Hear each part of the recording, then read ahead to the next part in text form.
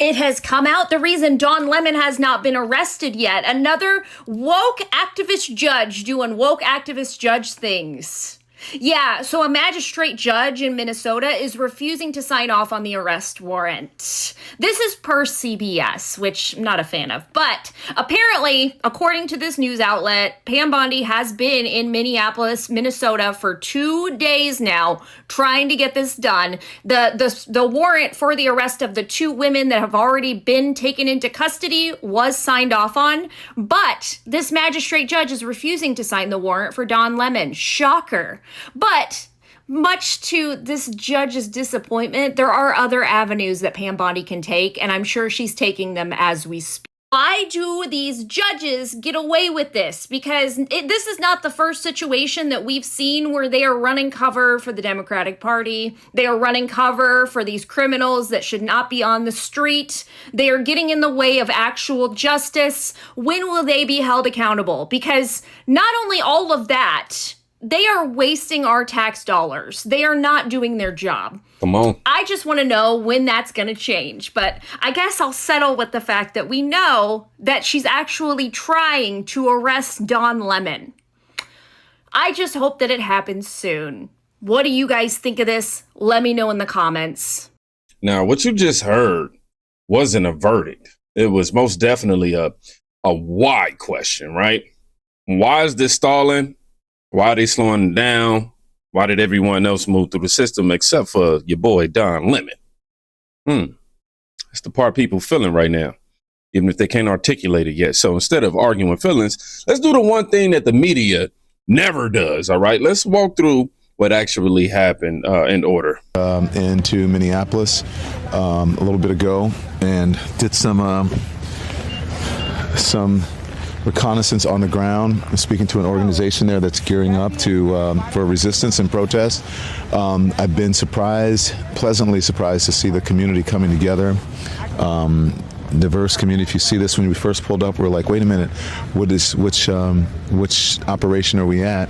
And as it turns out, because we were like, well, this is kind of MAGA coded, right? So the American flag or whatever, but these are resistance protesters. They're planning an operation that we're going to follow them on. I can't tell you exactly what they're doing, but it's called Operation Pull Up. And it's Takima Armstrong, and she has been doing this since George Floyd, Dante Wright, and others, where they surprise people, catch them off guard, and hold them to account. And so that's what we're doing here. And then after we do this operation, you'll see it live. And these operations are surprise operations. Again, I can't tell you where they're going. Now, this was the live stream before the whole church disruption, confirming that he had knowledge about all of this and what he was doing, basically. So this clip definitely matters more than people realize, because this isn't Don Lemon reacting to the chaos. This is Don Lemon previewing it. I'm just saying, when someone says we've been talking before an event that moves them out of the wrong place, wrong time category and into the I knew what was coming category, that distinction is everything legally. Everything. Now, watch what happens when that coordination needs to be justified after the fact. Watch Don Lemon blame everything on white supremacy. Are we surprised? No. There's a certain degree of entitlement. I think Entitlement. It's something about knowing that my rights are protected in the Constitution, my enumerated rights, that gives me a sense of entitlement. people who are, in the religious groups like that, it's not the type of Christianity that I practice. We know it's not the type of Christianity that you practice. You would actually have to be obedient to God's word. But I think that they're entitled. And No, let's talk about real entitlement. Interrupting someone else's worship service, ignoring all boundaries, be asked to leave, and now you're the victim. that entitlement comes from a supremacy, a white supremacy. And there it is. The leftist lazy rebuttal, throwing out white supremacy, throwing out racism, throwing out dictator, throwing out Nazi. Y'all are lazy. Oh, right. I'm glad Sister said it exactly how Watch she Don said Lemon it. blame everything on white supremacy. Everything always has to be about race and has to turn into identity politics. It's always the victimhood narrative. This is where the story almost got buried, because instead of answering, should a church service be interrupted, which is a very simple question, the conversation was rerouted to, if you disagree, you're basically racist. Classic Democrat tactic. That's the That move is not new at all. It's a shortcut, and it only works if nobody pushes back. But once that excuse collapses, the next shield is always the same. The legal one. Lemon is looking at facing charges under 2 acts, the FACE Act and, ironically, the Ku Klux Klan Act. So if you don't know, the FACE Act stands for the Freedom of Access to Clinic Entrances. It's a 1994 federal law that prohibits using force, threats, or physical obstruction to interfere with individuals seeking to obtain or provide reproductive health services or damage facilities providing such services and the like. But the law has been successfully expanded in interpretation and enforcement to cover interference with access to other facilities and other services protected under federal law, including places of worship. So Lemon and the protesters are facing charges with that. And ironically, he's facing charges under the Ku Klux Klan Act. That's an 1871 law that makes it a federal crime to conspire to violate someone's civil rights, including their First Amendment right to worship freely. The penalties are pretty severe. For FACE Act violations involving force or intimidation, we're talking up to 3 years in federal prison. If bodily injury resulted, that jumps to 10 years. And if they tack on KKK Act conspiracy charges, which the Biden DOJ, by the way, routinely did to pro-life grandmothers praying outside abortion clinics, Lemon could be looking at some serious prison time. Now, here's what people really need to understand. The FACE Act isn't about politics per se, right? It's about access and interference. That's what it's really about. If you disrupt a protected space, clinic or church, right? Intent suddenly matters. And remember that first clip? The second clip, the one showing he had foreknowledge. Yeah. That's why this became serious. So if the law applies and intent, it exists, then enforcement should be automatic. Which brings us to the part nobody can explain. Boom. These mug shots done got released. Now, these aren't hypotheticals. People were arrested. Put them up on a big screen. Charges were filed, mug shots were taken. So the system is working, just not across the board. If you count Don Lemon, right? And when people notice uneven enforcement, you don't need politicians to tell them something's wrong. Because guess what? They said themselves. Can somebody please explain to me why the fuck do we need permission to arrest Don Lemon? I'm trying to understand this right now. Now, who the hell is he? Well, we gotta ask a whole judge where a judge can deny the arrest of him. He a normal citizen, a wannabe journalist. So I'm truly trying to understand, why do we need a judge's permission to go after him after what the fuck he just did? He broke the motherfucking law. He violated so many people's rights. And you talking about we need permission? Like, what type of shit is this? And a judge said no? And we all know it's a fucking Democratic judge? Like, bro, Pam. What's going on, Pam? You can't, we can't let this one slide, Pam. We ain't listened to no judges all for the last year, since the year he been in office. Since Trump, we ain't listened to no judges. So we not about to start now. I don't want to hear that shit, okay? Y'all better go arrest his punk ass, but I don't care about what no judge say. Who is he? Well, we gotta get permission. I'm truly trying to understand that shit, bro. That shit just wild.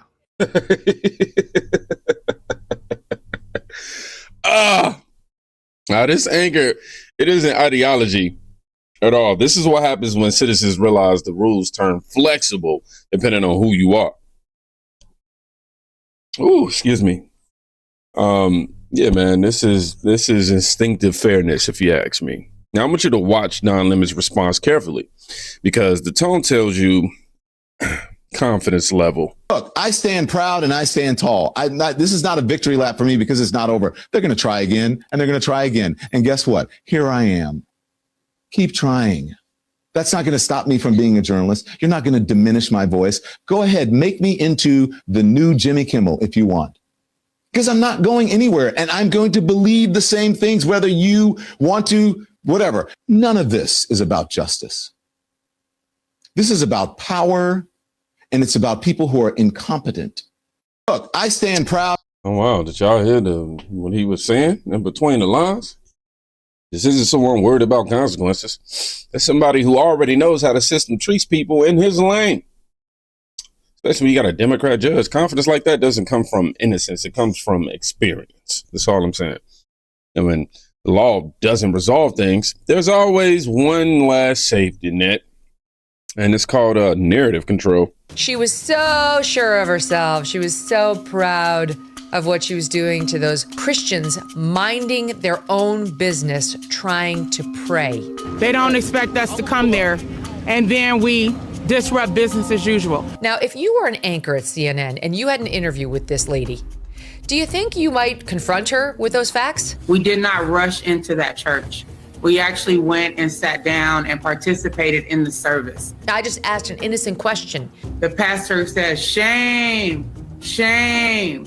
Zero pushback from Aaron Burnett. Obviously, I'm not going to dispute your saying what happened. But you are a chicken shit because you have tons of video showing what actually happened. Here is the start of the protest for you to judge for yourselves. You will hear Ms. Levy Armstrong talking at the pastor, and that's the right way to put it. And then the chants and the demands begin. Renee, God forbid Aaron Burnett show you what actually happened. The shouting in the faces that William Kelly did that we've been showing you. You are a fake Christian. This is instead what you get. Chants like this. Showing 2 seconds of what happened inside of that church to illuminate the CNN audience. She lets her guest lie and then says, oh, well, I wasn't there, so obviously I'm not going to challenge you. Infuriating. Beyond. This is why mainstream media is collapsing. Don't nobody watch that. Let me watch myself. Sugar, honey, iced tea. Not because mistakes happen, but because corrections don't. When videos exist, when a video exists and questions aren't asked, that's not journalism failing. That's quite literally journalism choosing. But here's where the story shifts, because this wasn't just about immigration policy. This was about where this happened. So I'm going to say this because no one else is willing to say it. Don Lemon and those people did not go in that church to protest ICE. They went in that church to protest God, Christianity, and all things America. They did that to make a statement. That statement was, nowhere is safe, not even the house of God. Don Lemon and those protesters are a bunch of godless, demonic, anti-American bigots, and they need to go to jail. Yeah, this is the part the headlines completely avoided. This wasn't a rally in a street. This wasn't a protest outside of City Hall, right? This was a worship service. When you interrupt prayer, mock scripture, and turn the church into a stage, people aren't reacting politically. They're definitely reacting spiritually. And that distinction matters because not every state treats that lightly, y'all. Hello, everyone. Sheriff Grady Judd here. I'm standing in a house of worship, and I think about last weekend in St. Paul, Minnesota, where people who came to worship were attacked. They were attacked by rioters. The service was disrupted. They cut at the very fabric of this great United States of America. We settled this country so many years ago so we could worship free the way we wanted to in whatever house of worship we chose. That attack is unacceptable. I can assure you that had that attack been in this community, every one of those rioters would be in jail today. That's where the federal government could have found them, on state charges, locked up. And I pray it's that same way all across the United States of America. Enough is enough. Let's join together for the good of the United States of America. Let's worship the way we want to, and let's everyone renounce the horribleness of last Sunday in St. Paul, Minnesota. I know that's right. Now, this is what accountability sounds like. No excuses, no narrative gymnastics, no hesitation. Same behavior, different leadership, very different outcome if it would have happened in Florida, by the way. It's the Sheriff Grady Judd. Yeah, they'll be in jail. Don Lemon didn't outsmart the system. He just encountered one that's hesitating right now. Same disruption, same laws, but different consequences. And that's why people don't trust institutions no more, man. These Democrat institutions, not because they're, cynical, but because they're paying attention. Now, if you made it to the end, I want you to write same rules. Same rules in the comment section, because that's all we asking for. Y'all be safe. Go check on a friend today. You can quite literally be saving their life.